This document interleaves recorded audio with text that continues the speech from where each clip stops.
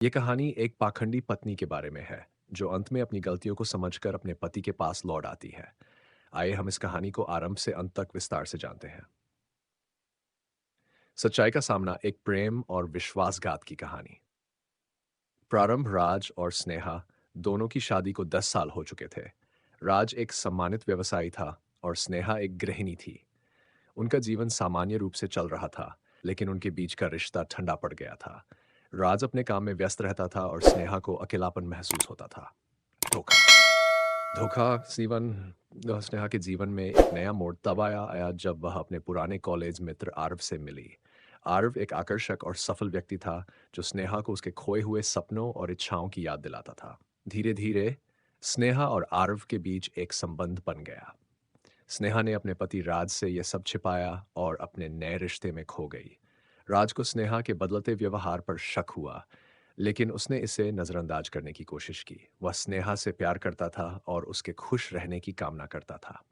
सच्चाई का पता चलना एक दिन राज को स्नेहा और आरव के बारे में पता चल गया। उसने स्नेहा का फोन चेक किया और उसके सारे मैसेज और कॉल लॉग देखे। राज का दिल टूट गया। उसने स्नेहा का सामना किया और उससे सच्चाई पूछी। स्नेहा ने शुरुआत में मना किया, लेकिन जब राज ने सबूत दिखाए तो वह चुप हो गई। अलगाव स्नेहा ने राज से माफी मांगी, लेकिन राज बहुत दुखी और क्रोधित था। उसने स्नेहा से अलग होने का फैसला किया। स्नेहा को अपने किए पर पछतावा होने लगा, लेकिन तब तक अब बहुत देर हो चुकी थी। राज ने स्नेहा को छोड़ दिया और दोनों अलग रहने लगे। आत्मचिंतन स्नेहा के जीवन में अंधेरा छा गया। उसने महसूस किया कि उसने अपने सबसे अच्छे दोस्त और साथी को खो दिया था। उसने अपने निर्णयों पर आत्मचिंतन किया और महसूस किया कि उसने बहुत बड़ी गलती की है। उसने तय किया कि वह अपने जीवन को सुधारने और अपनी गलतियों को स्वीकारने की कोशिश करेगी। संघर्ष और सुधार स्नेहा ने अपने जीवन को सुधारने के लिए कड़ी मेहनत की। उसने अपनी गलतियों से सीखा और अपनी आत्मनिर्भरता को बढ़ाया। उसने अपने पुराने दोस्तों से संपर्क किया और समाज सेवा में हिस्सा लेने लगी। वह हर दिन राज के बारे में सोचती थी और उसे अपने पास वापस लाने की कामना करती थी।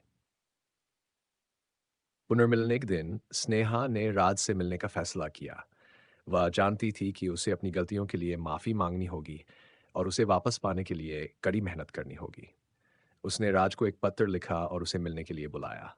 राज, जिसने स्नेहा को कभी नहीं भूला था, ने उसे एक मौका देने का फैसला किया।